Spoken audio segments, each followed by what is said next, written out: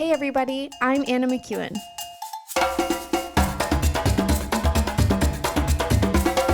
And now for Bob Switzer with the Epic Narrative. Well, listen, I felt so good after the last one, even though I just started that one and I didn't really feel all that great. I felt so good. We're going to do another one. We're going to record 2 in a day. It kind of was like it's kind of a continuation for me because it's all the quote 10 commandments.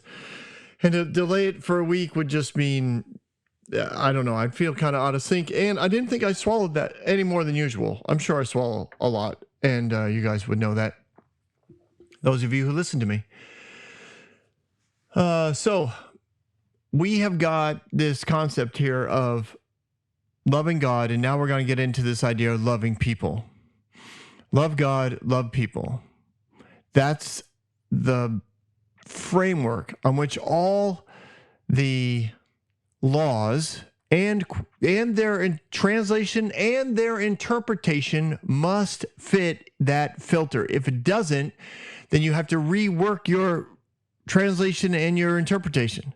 And I know for some that just sounds like blasphemy. Honestly, I literally know people who I'm friends with on Facebook, who I'm guessing never listen to this podcast, or they wouldn't be my friend on Facebook. But I know that if they heard me say that, they'd be like, "Ah, blasphemer, heretic," and I probably would see some sort of public post about how there are people out there that are dangerous, and I agree, there are, but I don't think I'm one of them, which is probably the hallmark of everybody who's dangerous, is they don't think they are. No, my goal is not to be dangerous. My goal is to give everyone an opportunity to think and ask yourself, what if? Right? What's the one question we keep asking ourselves on the Epic Narrative? What if God was good all through time? Now, if you hear a little thump or whatever coming in the background of this, it's just my wife coming into the RV after walking our puppy. No big deal. And I'm guessing Brian probably would have caught it anyway. So again, I heard it, but I'm doubting you did. But if you did, that's all it was. There. All right. So we got done with the first 3 commands. The first 3, shall we say, what I say is principles on how to move out of a slave mentality. That's what they are. They were not, you can't read these and think that they were designed to be obeyed from the moment of the person's hearing for the rest of their lives, or they would be cursed. There's nothing about a loving God that makes that concept seem like it's appropriate. And yet that is how he's been presented for years. And again, maybe I'm wrong. It's okay. But what if? What if? So we're going to start in verse 8. Remember the Sabbath day by keeping it holy. My brain is already going through all kinds of illustrations. All right. 6 days you shall labor and do all your work, but on the 7th day is the Sabbath day to the Lord your God, and on it you shall not do any work, neither you nor your son, nor your daughter, nor your male, nor your female servant, nor your animals, nor any foreign residing in your towns. For in 6 days the Lord made the heavens and the earth and the sea and all that was in them, but he rested on the 7th day. Therefore the Lord blessed the Sabbath and made it holy. Separated it. Made it different than all the other days. Now the Sabbath is Saturday to you and me, to normal people, normal English-speaking people. And Saturday was always the day of worship. And always was the day of worship until Jesus rose from the dead on the first day of the week, which would have been Sunday. And then the Christians started to gather on Sundays in celebration of Jesus and the resurrection from the dead. And the Jews continued to meet on Sabbath, and the Christians met on the first day of the week. And you can find that throughout the New Testament. And I do know that there are entire worldwide religions who are Christians who meet on Saturday, and they are adamant that it is the only right day to meet and the only day that God blesses the people who meet on that day, and he does not bless anybody who meets on a Sunday because they're meeting on the wrong day. And therefore, they are disobeying and shall receive the curses of heaven because of it. And I've met them and I've talked to them, and I don't doubt that they love God. I really don't. I don't doubt that they're going to heaven. I don't. And I just sit back and think, wow, that's unfortunate. And I grew up, I'm an old man. I grew up and we met on Sundays, but it was a day of rest. That was the big thing, right? Rest. We weren't allowed to do anything. Now, my parents would come home from church. I'm telling you, I'm old. Home from church, the roast would have been in the oven. The roast was in the oven. It was slow cooked while we were at church. And so oftentimes we had to rush home because you didn't want the roast to be dry. But sometimes the preacher would go over and then the roast would be dry. This was like a legit issue. And many people went through it. And so sometimes, if you knew that there was a guest speaker, sometimes you go out to dinner. But again, you went out for a nice dinner. You went out to a nice restaurant and got yourself a roast, or a nice buffet where you could get some nice roast beef or steak or something like that. Anyways, it was a day of rest. Now, it wasn't a day of rest for the wives who had to make all this stuff, but theoretically it was a day of rest. And we'd go home, we'd have dinner, and then everybody had to take a nap. I did not understand what these naps were. Even my parents took naps. I did not know why they needed naps. But now I know why. Because they weren't napping. No. They were having a little bit of fun, which all parents should do. Congratulations. Have yourself some fun on the day of rest. Glory. Whoop, whoop, whoop, whoop. But it was a day of rest, and that's what I was always told. It's a day of rest. It's a day of rest. Now, I was allowed to, stay in the backyard and play, but they kind of limited, could I ride my bike? Could I go visit friends? It was helpful for a season of my life. The pastor and his family lived on my street about, we'll just call it a dozen houses away. So I was allowed to go down to their house because, pastor, you get away with that. And I mean, looking back, I've been on the road since, right? It's really not that big of a hill, but man, I thought it was so great because I could coast and get really fast on my bike downhill to the pastor's house. And then I could play with my friends and then come home for dinner, yada, yada, day of rest. But that slowly, shifted to a day of not doing work, but doing other things. Like, when I was growing up, you did not go play basketball because that was not rest. That was hard work. You couldn't go to the gym and work out. That was the whole point. You were working out. The first part of it was work. So no, you're not allowed to work on the day of rest. And then, could you swim if we had a pool? Because we had an above ground pool in the backyard, in the summertime. Could you swim on a Sunday? And then could you have guests over on a Sunday? Well, you could if it was a missionary who was in town or, a guest speaker. And we often had them. My mom and dad they hosted all the time, whenever. And my wife and I did too. It's just funny to me. What does that word mean? Rest. How do you translate that word rest? And unfortunately, religious-minded people just make it stricter and stricter, right? They think they can fine it more and more. And then they preach it adamantly as though this is the only definition. But that's what the Pharisees did, right? Even though they still met on Saturdays, but their rule was 600 steps.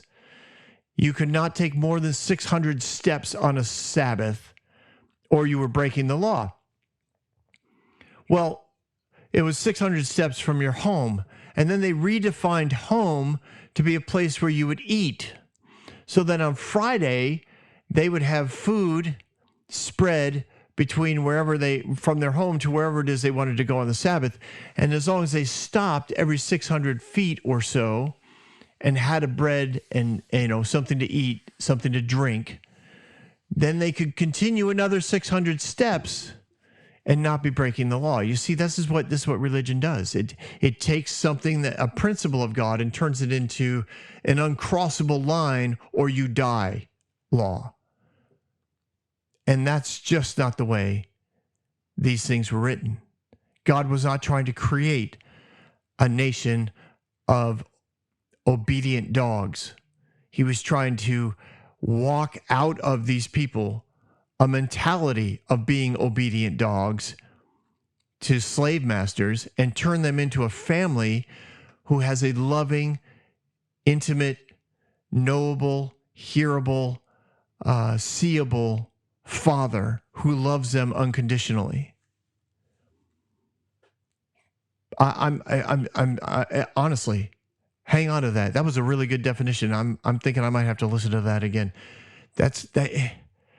He's not trying to create a nation of obedient dogs. But so many people present these 10 commandments as though he is. And if you don't obey like an obedient good dog, he will beat the tar out of you or kill you. So what does it mean? Keep it holy.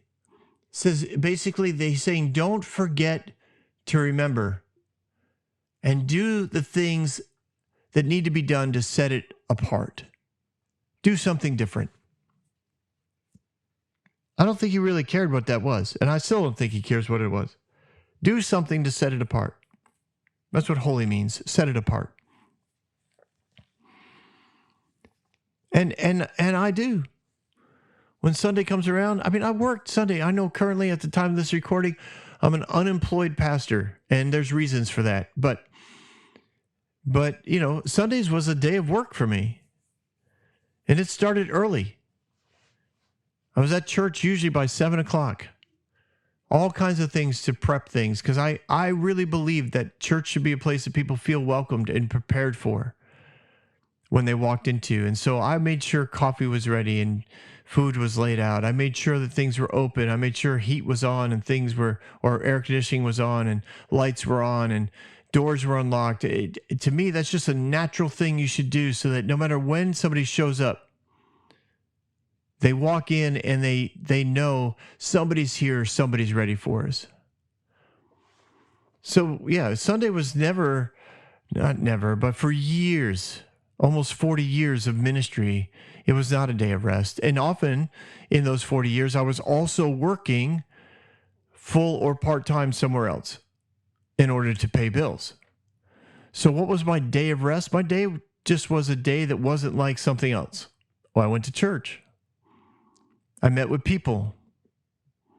I usually taught teenagers or young adults. There were things that set it apart. It was an important day. It was a fun day. I wore different types of clothing. There were Sunday go to meeting clothes. Now, for years, I was required in some churches, to wear a coat and tie, sometimes at least a coat, not a tie. My hair had to be cut a certain way. These were religious things, but there was ways that we set it apart, right? But even my children, right? They wore T-shirts all the time, but I said, there were certain T-shirts that were okay for Sunday and certain weren't. And then when they said why, I said, because Sundays are different. Set it apart. It's okay. It doesn't have to be religious. It doesn't have to be do it or die. Just set it apart. And another traditional interaction around this phrasing is this. You were to set it aside regarding physical and economic striving. You were to rest from self-promotion and self-preservation. You were supposed to rest from work like God did. Now, when God was done with work, he was done with work. He was all done with creation. He didn't have to go back and start again on Monday. But what he's saying is leave work at work on the day that you celebrate. And I would say Sunday because you celebrate the resurrection and we're Christians. But if you want to celebrate on the Sabbath, feel free. But leave work behind. Hit it again the next day. Leave it behind. rest. Don't strive. Don't promote. Consider your work finished for the week. Remember, God as a creator enjoyed his creation on the seventh day. And he sees his image in you and in others.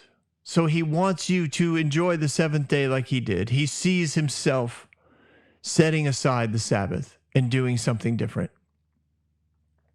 Well, sometimes you end up into a year of sabbatical, which is kind of what my wife and I are currently in because we're not working as pastors and we don't have anywhere to be. And so it is a year of rest. And when we look back at our years, we did not take a lot of time off, especially when we transitioned from one job to another. We usually left one work and started the next week at the next work. And we didn't do that out of obligation. We just were excited. But looking back, we believe a lot of our rest and our journey around the country and hanging out with family has been an opportunity to kind of recultivate the soil and expand our capacity of faith and trust. So when we do minister again, we did minister from a greater capacity, but you don't do that if you don't rest. I think it's important. It's an important principle, regardless of what day you might do it on. Make it different, separate it, make it holy. And then the next principle that he lays out in verse 12, honor your father and mother so you may live long in the land the Lord your God is giving you.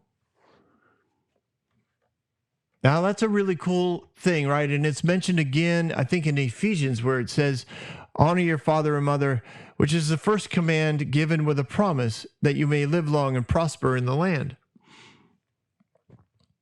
Live long. This pattern was, set up the same way towards God. It's more than in addition to living. Okay, yeah. So this principle of honor your father or mother is the same principle that the first three commandments have to deal with, which is loving the Lord your God, honoring him, setting him up. He's saying, listen, if you honor your mother and father, you're going to live a long life. It's just a guiding principle of creation from the creator to his creation. And it has more to do with just, life and making sure you love them. Yeah, I love my parents. It actually speaks of providing comfort and avoiding things that might bring dishonor or disgrace to them. Now, I do know that a lot of parents have used this to manipulate, to abuse. A lot of preachers have used it to control behavior. That's unfortunate, right? But religion loves to do that. The enemy loves to do that. He loves to lie, cheat, deceive, steal, kill, destroy. So if he can take a principle of God that's supposed to bring life, as it says it is, right? You do this and you will live long in the land. You're going to have life. There's a reason for that, right? This promise wouldn't be there if it wasn't true. But the enemy's going to come in and turn it into something of death. And he's going to use this principle to kill the relationship between parents and kids. Because he's going to tell the parents, they're not honoring you. You need to make them honor you. And by that, I mean they need to obey everything you say, even if it's abusive or illegal. Because if they don't honor you, well, then, they're disobeying God and God's going to kill them. You have to do what's right here and force them to obey you and honor you. And so many people see that. Honoring is obeying. And that concept of dishonor or disgrace, when a child does something that dishonors you or disgraces you, well, now you hammer home the idea that they've broken the law of God. It's been abused. Some of you probably still have issues with it. And some of you may be thinking, wow, I used that on my children. And I know that feeling too, where you kind of have to go back to them and be like, well, so I was reading the Bible today, or I did a little study, or the Holy Spirit came to me while I was studying and reminded me that I may have abused my position of power and manipulated and controlled your behavior based on something I probably didn't have a full understanding of at the time. I tried, hopefully they understand your heart was to do the right thing, but as you become educated, this is part of what the principle does. As you become educated, you continually change. And God's laying out these 10 principles to say, listen, this is something you will change into. This is something that's going to take some time. It's okay. But this is what we're working on. It comes with a promise. I want you to know. It's there. Do your best. Strive for this. Now in verse 13, pretty straightforward. You shall not murder. Well, okay. There you go. Number 6, don't murder. Now this is a command, what? That the creation of God's image is in all men. And it extends more than just killing the person. The idea of this murder is not doing what's in the best interest of the person who's also created in the image of God. It's a lack of love. So if you don't provide food, water, protection, that's breaking this principle. This would have been huge. This would have been huge coming into a slave mentality, because this was something that they often wouldn't do for each other because, they had to provide for themselves. And food and water were hard to come by. But it also draws in a broader idea of destroying someone's business or destroying the life or livelihood of fellow man. That's an interesting concept, because I do know that there are many Christians who do not feel bad when they destroy, quote, an unbeliever's livelihood. When you allow something to occur or you report something, you do something so that their relationship with their family, their relationship with the community, their ability to earn a living now becomes tainted. You leave a Google review or a Yelp review or whatever on the website, and you do so because, well, they're not Christian. And they said something to me that I'm offended. They had a sticker in the window and it offended me. So I'm gonna stand up for Jesus, and I'm gonna destroy their business in the name of loving God Almighty. Sweet Lord, help me write the right words that will take down the enemy, so that you are exalted and your love is known to all man. Somehow we think this is the way it's supposed to be. Well, all of that is tied into this phrasing of do not murder. Fascinating, isn't it? God's teaching a nation of slaves that you don't take advantage of other people. You don't destroy other people's livelihood. You don't murder them. You don't take away their ability to provide food or water or protection for themselves. Or if you have a chance to, you don't just step aside and let them die. Because so many people do that principle. I mean, Joseph's brothers did it, right? They threw him in the dry well with the idea that we'll just leave him there and see what God wants to do with him. That was a principle that was throughout all of that region. I mean, how many kings what was it, Nebuchadnezzar threw the Shadrach, Meshach, and Abednego in. The whole idea was, we'll throw them in the fire and see what God will. If they come out, then they're gods. But if not, who knows? What did the king Darius say to Daniel in the lion's den when he came in the morning? He's like, Darius, all right, he says, Daniel, was your God whom you serve faithfully able to save you? Because that's where the trust was. The trust was, we'll put you in a position where you shouldn't live, and if you do live, then we know God is on your side. And that's what this idea of do not commit murder. Don't put people in a position where they're going to die and then blame it on God. Be like, well, I don't know. I pushed him off a cliff. I mean, if God wanted him to live, he could have lived, but he died. So I guess he must have done something wrong in life, because God always kills everybody who doesn't obey the law, right? It's that whole principle that God is a killer that somehow gives people the concept that they have the right to be judged and put people in a place to die, and then step away and say, well, if I'm wrong, God will protect them. Crazy. Verse 14, you shall not commit adultery. Well, always in my childhood, this had to do with sex. Just always. You cannot commit adultery. You cannot sleep with another man's wife. That was it. Preached over and over and over again in my life and in the churches I was in. And I preached it. Do not sleep with another man. Don't. And, in the New Testament, Jesus continues that, right?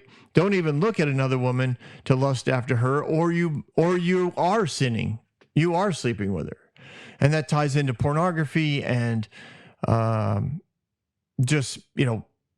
some, just even going, I can't go to the beach because I might look at a girl and think, wow, she has a really nice, I've now slept with her. Oh no, I've broken the law. God's going to come get me. I'm going to die. But that's really just the base form of this, is regarding marriage and marriage partner. It also is broader in reach. It means, dreaming or lusting or wishing that you had opportunity to do things or obtain things that somebody else does. Now, that, somebody else has it,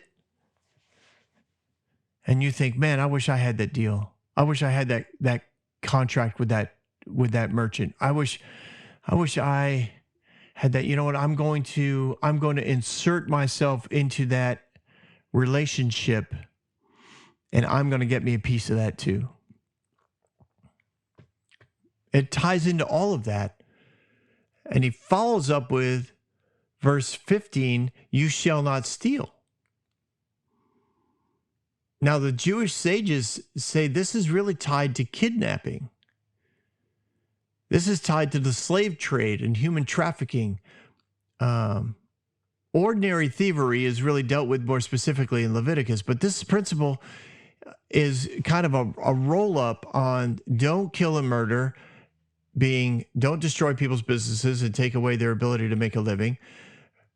Don't commit adultery. In other words, not only don't sleep with other people's partners, but also don't lust after what other people do and have in order to make money, and don't take from them what is theirs. Don't steal their slaves. Don't kidnap things that belong to them. Don't become slave traders and human traffickers. This is not something that godly principles do. This is not something the kingdom of God is a part of. It's interesting because I do know that there is slavery in the New Testament. I do know that. And there's slavery throughout the Old Testament. I know that. My point is that the kingdom of God is not about those things. God understands that it exists. He also understands where he's trying to get people to process to and the process to get there. And many people have trouble letting go of things that they have under their control, i.e. slaves, things that they believe they own. They have trouble believing that God owns them and they need to let go of it because God's asking them to. And if they're willing to give up those things, they would actually have a closer relationship with God, and God would provide more for them. But it's difficult. It's very difficult. And people who struggle with it are going to also miss out on the opportunity for the full favor and love of God to pour out on them because they're blocking it. Not because God doesn't want to give it, not because he's up there saying, aha, I'm coming after you because you broke the law. He's saying, hey, you're missing out because you're missing you're not fully engaged in the fullness of the principle. So let's keep walking. Let's try and move toward it. Then it says, verse 16, you shall not give false testimony against your neighbor. And for me, that was always about lying, right? Don't lie. But it also ties into gossip, slander, hearsay, exaggeration. And if you don't actually see something, pretending to be an eyewitness by not denying it when you're asked. And that was considered giving a false testimony. Hey, like this happened just the other day. Someone fell at work. And I was asked, did you see it? No, I did not. Now, I turned around very quickly. I saw the man on the floor. I heard the noise. I know he hit the grocery cart. I know that he hit the shelf because I heard the glasses rattle. I knew from what I heard while my back was turned what had happened. And then I turned and there he was on the floor. I knew he had fallen, but I was asked, did you see him? No, I did not. Now, I could have given a false testimony. He said, yeah, he fell. He walked in, he stumbled, he hit the grocery cart and then fell into the shelving. That is giving a false testimony. But it's also gossiping about people. It's also leaving, a review that stretches the truth of what actually occurred. It's slandering a business, a person, a neighbor. We are traveling in the RV community right now at the time of this recording, and every RV park we go into, if you're there for more than a week, you're usually allowed to be part of some sort of group, usually a Facebook group of some sort. And people, generally are nice, but every so often somebody will say, like, I saw you. You were traveling more than 10 miles an hour, and I saw you. I know who you are, Mr. White Car, whatever. And it's like, oh, please, like, really? Or, leaving dog poop. That is annoying when people don't pick up after their dogs. And some of them really have large dogs and they just let them poop and they just keep on walking. And you're like, man, I literally just saw your dog take a dump the size of my foot. And you didn't even attempt to get it out of the way, get it off the path. You just kept on walking like nothing happened. Like, come on. And so sometimes people are slandered publicly. And the Lord's like, no, don't do it. Or based on hearsay, people will jump in on those comments. Oh, I heard that so-and-so, I was told once, all those things happen. And sometimes it's not, your neighborhood. Sometimes it's about a company. United Airlines lost my luggage. Oh, well, I heard, you won't believe what a friend of mine went through. Or you're at a church and you get hurt by them. And you want to call up, and start rumors. You want to make a phone call to the fire inspector and say, you might want to go check out this. I happen to be by this particular business or this church, and I'm pretty sure that they blocked their emergency exits. So I don't want to be a snitch or anything, but I'm a concerned citizen. We have to be careful about hearsay, exaggeration, things we didn't actually see happen. and presenting them as though we do. And then verse 17, we see the 10th commandment. You shall not covet your neighbor, his house, your neighbor's wife, his male or female servant, his ox, his donkey, or anything that belongs to your neighbor. Now, in a slave culture, this is going to be difficult because it's natural. You've grown up in a culture that has taught you a position of coveting what somebody else has. It's your natural heart bend toward anyone you think that has more than you. And the only person who could demand that you don't covet would be a God who provides equally and is available to all people, and he can provide continuously without ever being depleted. He can bless all people at all time with no fear of running out or running low. This one is hard to even pray because so many times people have been taught to pray for other, people who have too much. We pray that it'll be taken away from them. We pray that it'll be given to us because we don't have as much. Whether it's other churches that are bigger and more affluent than us, or our neighbors, or our schools, or the Christian school is struggling to make ends meet, but the public school keeps getting free money from the government. Whatever. There's all kinds of ways that we covet our neighbor. And in a slave mentality, that's what you do. They grew up thinking, hey, how come they have an extra, blankets and we don't? How come they have 2 sheep more than we do? It's not fair. It's not fair. This is a classic mindset of a victim. It's not fair. I want justice. I want reparations. It's fascinating.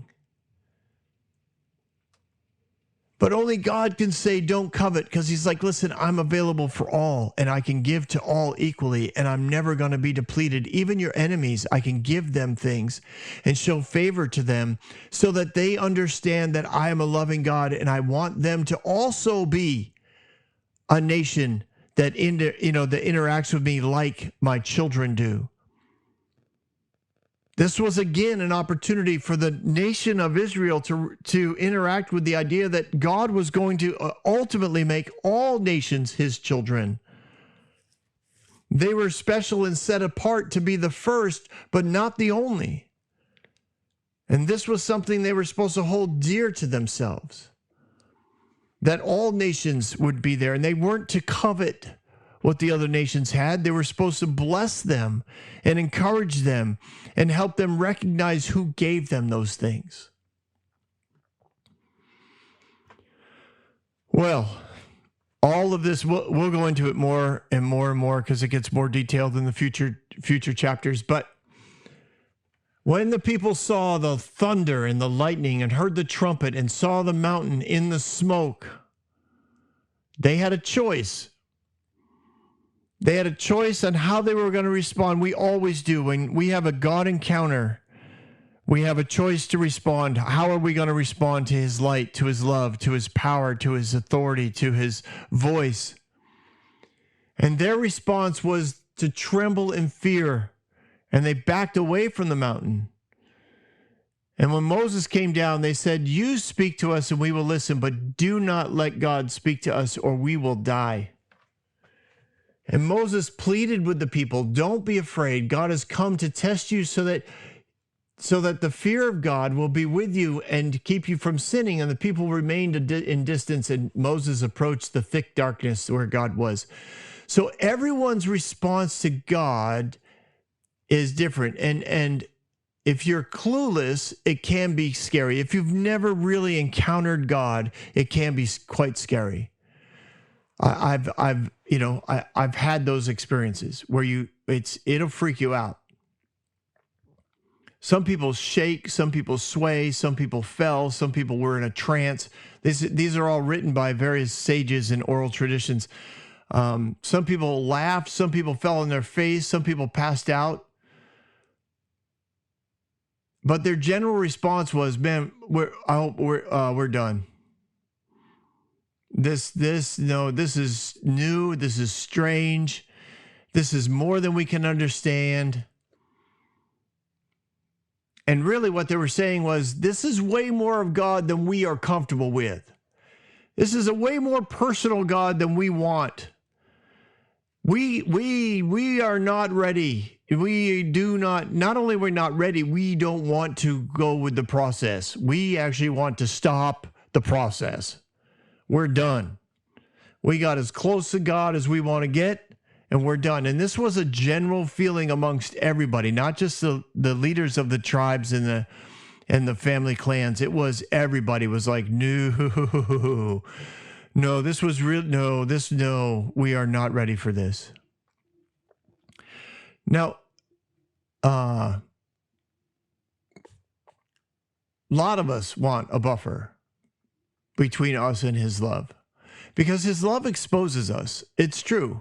Light comes into darkness and things get exposed. Intimacy means, into me you see. And a lot of us don't want that with God. And neither did they. So let's not beat them up for, they walked away from God. They didn't, I would never. Yeah, well, you might. But at least give you that, right? At least give yourself some benefit of the doubt to say you actually might walk away from a God who's talking to you, because a lot of you do. I know people now that are uncomfortable with God talking to them, so much so that they make it part of their theology that says, no, God doesn't talk to me. I just read what God has to say.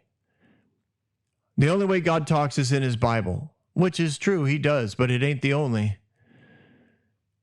But, we can contain that. We can shut the book. We can walk away. We can leave it on a nightstand or an end table. But if he's talking to me all the time, dang it, he shows up in the parking lot. He shows up in my workplace. He shows up in the movies. He shows up in, out to dinner. He shows up everywhere if he's talking all the time. But if he only talks through the written word, well, then I don't really have to worry about it till tomorrow morning when I have my quiet time. Moses pleads with the people for relationship. And they were like, no, we're not staying. You talk to him and you tell us what he has to say. We want a buffer.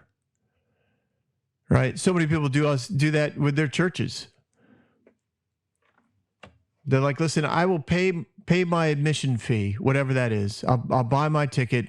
I'll go. I'll be entertained, encouraged, enlightened. I'll have a few laughs, a nice cup of coffee. Occasionally, I'll do something really big for the community, like, stuff a backpack or fill a shoebox. And then I'll just go on with life because I have this nice buffer between me and God, and I only have to go when I pay for my ticket. And I get to choose which ticket that's going to be. And if I don't like the entertainment at one venue, I'll go to a different. This is what I find fascinating. From verse 19, when they say, you speak to us yourself and we will listen, but do not have God speak to us or we would die. God honors that. It's fascinating to me. He honors that request, and he literally doesn't speak to a group of people again until the baptism of Jesus in the New Testament.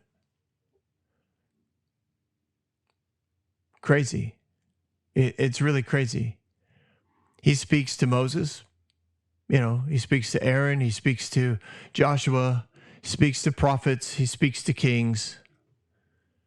But he doesn't address the people of the nation of Israel until his son is baptized, and then he speaks audibly again. And what do? Some people hear thunder, some people hear a muttering, and some people hear a voice. So even then, over half the people don't really get what's going on. Fascinating. But that's in the New Testament. We'll eventually get there here at the Epic Narrative. And then let me just finish up. I know it's been 45 minutes, but let me just finish this up. Then the Lord said to Moses, tell the Israelites this, you have seen for yourselves that I've spoken to you from heaven. Do not make any gods be alongside me. Do not make for yourselves gods of silver or gods of gold. Make an altar of the earth for me and sacrifice whatever you want on it. Burnt offerings and fellowship offerings, your sheep, your goats, your cattle, whatever I cause my name to be honored, I will come and I'll bless you. If you make an altar of stones to me, do not build it with dressed stones, for you will defile it if you use a tool on it. And do not go up to the altar on my steps or your private parts will be exposed. So I find this fascinating, but this idea, that word idol, that idol means angels or lesser God beings. So he's like, listen, in the 10 principles we talked about, I didn't want you making carvings of, things of nature that you want to worship. But I also don't want you to make carvings of other spiritual beings that you see, other spiritual dimensions that you may have encountered or come around. I don't worship angels, don't worship other spiritual beings either. Because there were and are practices of worshiping lesser spiritual beings that have godlike qualities and power, but not as powerful and not as loving as our God. But he's like, listen, don't worship them either. And here's some practical things about any altars. Listen, if you want to honor me with your goats and cattle and your sheep, but don't carve out massive altars for me. Because once you start carving things, then it becomes something you're doing. And I don't want you to do things for me. You want an altar? Just throw pile up some rocks, call it an altar. That's what we'll do. And whatever you sacrifice, fine. God here, I think, is showing that he has an understanding that people respond. When they worship God, they want to do something. He's like, I get that.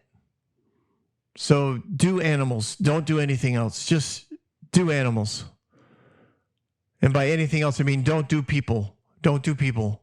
I don't do people. I made that very clear to Abraham. He always thought he was going to have to sacrifice his son. So I finally was like, fine, let's go sacrifice your son. And then on the altar, right? Isaac's like, I knew this day was coming. Let me get on the altar. And Dad, tie me up so that, I don't fight you. I know God's been wanting this for, forever. And no, God's like, he stops him. No, I don't do human sacrifices. I know every other worshiping idol that has ever known. And of course, Abraham's father knew all of that because Abraham's father was a high priest under Nimrod. He's like, I know human sacrifices is part of what idol worship is. I'm not an idol. I don't do human sacrifices because every person is created in my image and I love them all. And he said, and please, don't build some sort of altar where you have to climb up to the top and sit in a chair and other people climb up to the top. And as they climb up to the top, they can see up under your skirt and see your private parts. This was some priest would do this as a sign to people as they walked up. And it was disgusting. And they'd use it as a form of abuse of their leadership. But he's like, no one needs to see your private part. No one needs to be seeing that. Nope, just fine. Build an altar you don't climb up on. Nobody has to climb up anywhere. Everybody can just keep their private parts under their skirts. We don't need anything else. All right, we will, I'm sure, readdress all of this. This is the bare bones, basic principles of the kingdom of God. And that is to love him with all your heart, soul, and mind, and love your neighbor as yourself. All right, thanks so much for coming today, ladies and gentlemen. Have yourself a wonderful time, and I'll see you next week on The Epic Narrative. Don't go anywhere. We've got Bob Thoughts. Well, what are my thoughts today? I'll tell you what they are. I had a couple of them that came up. One was, I don't know if you remember back in season 2 when we talked about creation, and it said that, the Lord separated light and the darkness. And in Jewish oral tradition, the idea was that the darkness was separated, not that it was night and day, but it actually was like circles of mystery or clouds of mystery that floated around the earth. And you could enter into these mysteries and interact with these mysteries and bring light, because Adam and Eve were beings of light. They could bring light into the mysteries and expose them. Do you remember that? I love that concept. I don't know if you remember hearing it. To me, it made so much sense and so much consistency with the way that God likes to operate, right? He doesn't want to be darkness, but mysterious does draw people in, and that's true with any relationship. There's you may really know someone, but there's still parts of them that are still mysterious. And anyways, I wanted to remind you of that when we talk about the dark cloud over Mount Sinai. I don't think it was there to scare. I'm not saying people didn't get scared. We talked about the variety of ways that people interact with the voice of God, but because some hear thunders, some hear whispers, some hear wind, and some actually hear his voice. But I think the dark clouds were the mysteries of God. God was saying, I'm exposing who I am to you. I want you to see me. Come up into the mountain and experience the mysteries of God. And most people act just like the Israelites. It's like, I don't want to know God that much, because that means you're going to know me that much. And I don't know if I like me. And if I don't like me, then you're not going to like me. And there'll be a whole lot of rejection and emotional damage that I have to work through. Of course, that's a lie, but that's what a lot of us interact with God with. Anyways, I just wanted to remind you of that concept today. And then also, I wanted to tell you a little story about being a victim. We talked a little bit about that in today's episode. Again, just that victim mentality. It's so easy to want to protect yourself and to lash out in the name of, I want justice, I want fairness, that sort of thing. So recently, we were trying to sell a house, and it wasn't, trust me, it was not a big house. It was a very small house with very little resale value. And that's demographically, that's been consistent. Like in this neighborhood that we bought in, it wasn't expensive to buy in, which is why we bought it with what we had at the time. We bought it for someone else to use, and now we were done with it. It's like, wow, we could really use that money back. So pretty much we weren't going to make any money. We just wanted our money back, if that makes sense. And twice we got to there was one thing needed to close the deal. And it involved the next door neighbor needed to sign a piece of paper that said, hey, we share a driveway, which is true. We do. And the neighbor refused to sign it. Now, I struggled. I'm just telling you the truth. I struggled probably for 2 days, pushing back the lie that it was that neighbor's fault that I couldn't sell this house, that they were standing in my way of doing what I believed God wanted us to do next. Now that happened twice. You'd think the second time around I'd be like, oh, I know I'm not going to be a victim this time. No, oh no, the second time was worse, because I could have made money on the deal. The people were offering me more than the asking price, because they loved the house. And trust me, it needs work, and it's the type of house that you could dump whatever you wanted to dump into that house, you could, and you wouldn't get it back. Like you could renovate the whole thing and it wouldn't up the value of the house given where it is. I'm just saying, not that it's bad. Anyway, back to my deal. So it is work to get yourself out of that victim mentality. It just is. And even when you're generally out of it, and honestly, I would say it has been a long time since I struggled with being a victim of my circumstances. Twice within about a month of each other, I struggled with it. Didn't let it win, but I struggled with it because it just seemed, and on a practical level, it is ridiculous.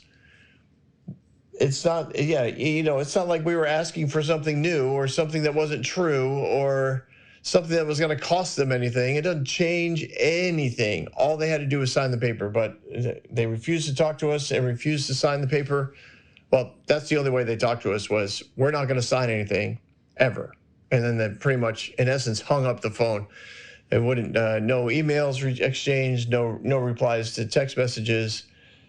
So I don't know why they wouldn't, which is on a relational level frustrating for me because I'm so creative and filled with ideas that I think if I let me work with you, let me figure this out, and we can both be happy. Anyway, that was my story I wanted to tell you today. It's just tough. Victim mentality is tough, and trust me, the journey for the Israelites is difficult to get out of that slave mentality. And not only through Exodus, but Leviticus, Numbers, and Deuteronomy, which I'm in deep study on those things. That'll be next season, but it's there. Even though the majority of the generation, right, except for two people, die off, it can get easily passed down to the next generation. It's easy to be negative and be a victim. So anyways, I don't want you to be that. I want you to be victorious. I want you to be above your circumstances, to remain curious, which is where I'm at now. I'm like, all right, Lord, I don't know what you got going on, why you want us to have this house, but odds are we're going to go live in it, I think. I'll let you know. Stay tuned. Stay tuned to the Epic Narrative. We'll talk again next week.